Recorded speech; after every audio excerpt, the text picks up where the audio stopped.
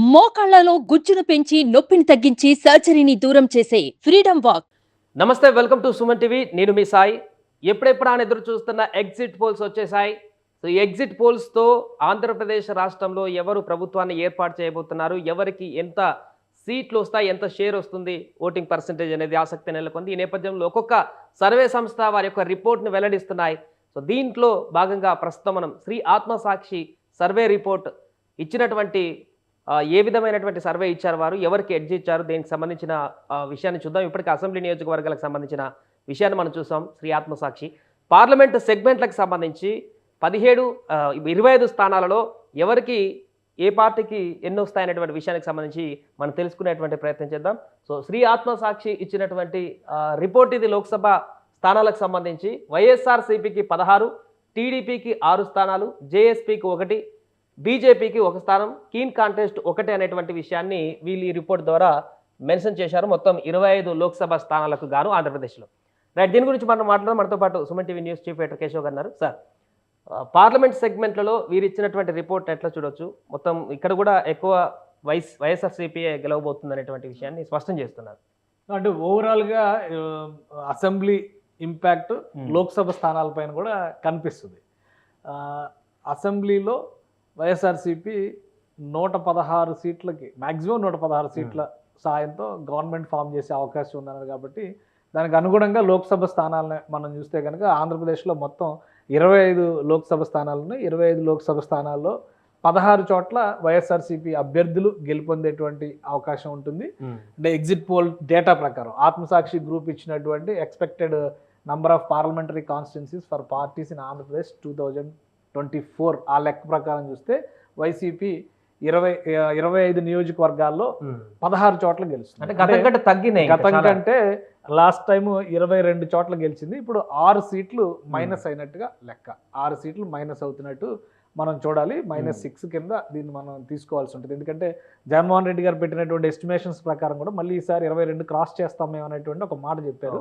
But అక్కడ అది possibility లేదు. సో ఇక్కడ చూస్తే కనుక ఆత్మసాక్షి చెప్పినటువంటి లెక్క ప్రకారం అది పాసిబిలిటీ లేదని చెప్తుంది. ఇక్కడ చూస్తే టీడీపీ 3 స్థానాలు పెంచుకుని, లాస్ట్ టైం 3 సీట్లు వచ్చినాయి, ఇప్పుడు +3 అయింది. కాబట్టి 6 సీట్లకి టీడీపీ చేరినట్టు లెక్క. ఫస్ట్ టైం పార్లమెంటరీ స్థానాల విషయంలో జనసేన +1 అంటే ఒక ఖాతా ఓపెన్ చేయబోతోందని చెప్తున్నారు. అలానే బీజేపీ 1, ఇక్కడ లాస్ట్ టైం బీజేపీకి కూడా సీట్లు లేవు కాబట్టి ఇక్కడ +1 అవుతుంది. అంటే మొత్తంగా కూటమికి సంబంధించి 8 స్థానాలు కూటమి కోటాలో ఉండే అవకాశం ఉందనేది ఆత్మసాక్షి చెప్తున్నటువంటి మాట.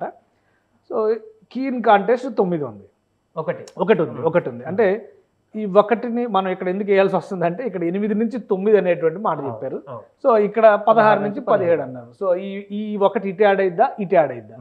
సో ఈ రెండిట్లో ఎవరికి అవకాశం ఉంటుంది అనేది ఒక ఆసక్తికరమైనటువంటి మాట. అంటే నియోజకవర్గాల వారీగా ఒకసారి చూద్దాము. ఎందుకంటే ఆ డేటా కూడా ఆత్మసాక్షి గ్రూప్ ఇచ్చింది కాబట్టి ఎక్కడ ఎవరు గెలిచేటువంటి ఛాన్సెస్ ఉంది, కీన్ కాంటెస్ట్ ఎక్కడెక్కడ ఉంది అనేది. ఇప్పుడు ఓవరాల్గా మన లాస్ట్ టైం టీడీపీ గెలుచుకున్నటువంటి సీట్లలో చూస్తే కనుక శ్రీకాకుళం ఫస్ట్ ఉంది. సో ఈసారి కూడా శ్రీకాకుళం టీడీపీ కోటాలో అంటే రామ్మోహన్ నాయుడు గెలవబోతున్నారు అనేది క్లారిటీ ఇచ్చేస్తారు. విజయనగరం లాస్ట్ టైము వైఎస్ఆర్సీపీ కోటాలోనే ఉంది, ఈసారి కూడా వైఎస్ఆర్సీపీనే గెలవబోతుందని చెప్తున్నారు. ఇక విశాఖపట్నం ఇప్పుడు షిఫ్ట్ అవుతుంది. అంటే భరత్ అక్కడ గెలవబోతున్నారు, టీడీపీ క్యాండిడేట్ కంటెస్ట్ చేస్తున్నటువంటి పరిస్థితి కాబట్టి అక్కడ గెలిచే అవకాశం ఉందని తేల్చి చెప్తున్నారు. అంటే టీడీపీ గెలిచేటువంటి సీట్లు ఇవి. అనకాపల్లి ఇక్కడ బీజేపీ కంటెస్ట్ చేస్తుంది, సీఎం రమేష్ ఇక్కడ అభ్యర్థిగా ఉన్నారు.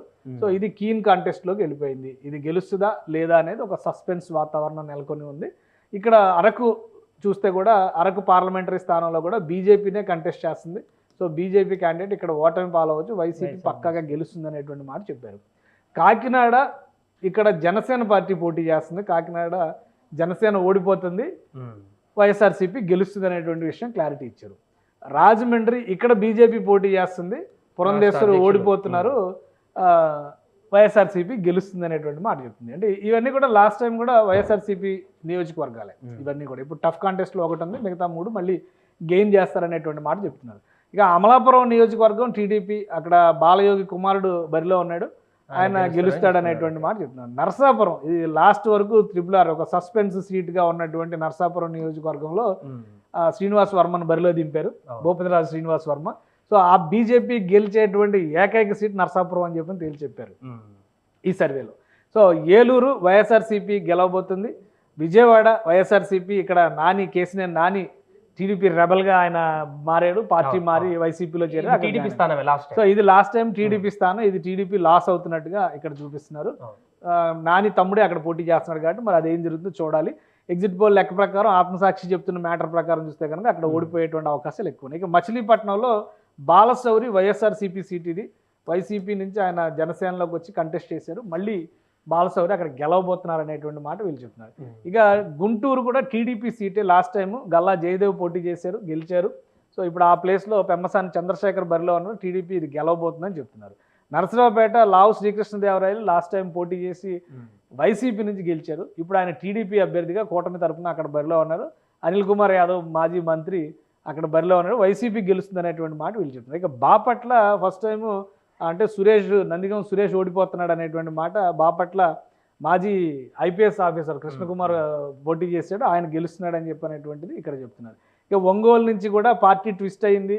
ఇక్కడ నుంచి చెవిరెడ్డి భాస్కర్ రెడ్డి బరిలో దిగాడు. సో అది గెలవబోతున్నారు. సిట్టింగ్ స్థానం ఒంగోలు ఆయన మాగుంట శ్రీనివాసులు రెడ్డి ఫ్యామిలీ చేతిలోంచి జారిపోతుంది అనేటువంటి మాట ఇక్కడ ఈ రిపోర్ట్ చెప్తుంది. సో మిగతా నియోజకవర్గాలు ఒకసారి చూద్దాం. చిత్తూరు నియోజకవర్గానికి సంబంధించి కూడా వైఎస్ఆర్సీపీ అభ్యర్థి గెలవబోతున్నారు. ఇక రాయలసీమ మొత్తం ఇక వైఎస్ఆర్సీపీకి రాసి ఇచ్చేసారు అంతే. కంప్లీట్. ఆత్మసాక్షి ఇచ్చినటువంటి డేటా ప్రకారం చూస్తే రాయలసీమ మొత్తం వైసీపీలు. తిరుపతి, కడప, రాజంపేట, కర్నూలు, నంద్యాల, అనంతపూర్, హిందూపూర్ మొత్తం అన్ని రాయలసీమలో ఉన్నటువంటి 5 పార్లమెంట్ స్థానాలు, అంటే ఈ మొత్తం 7 పార్లమెంట్ స్థానాలకి సంబంధించి అన్ని వీళ్ళే గెలుస్తున్నట్టుగా ఉంది.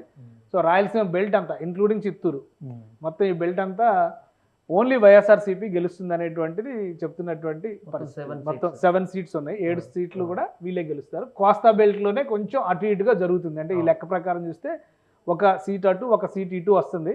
ఉత్తరాంధ్ర, ఉభయ గోదావరి జిల్లా అంటే తూర్పుగోదావరి జిల్లాలో ప్రధానంగా, పశ్చిమ గోదావరి జిల్లాలో ఏలూరు నియోజకవర్గం జస్ట్ ఒక కాంబినేషన్, బీజేపీకి ఒకటి టీడీపీకి ఒకటి వచ్చే ఛాన్స్ ఉంది.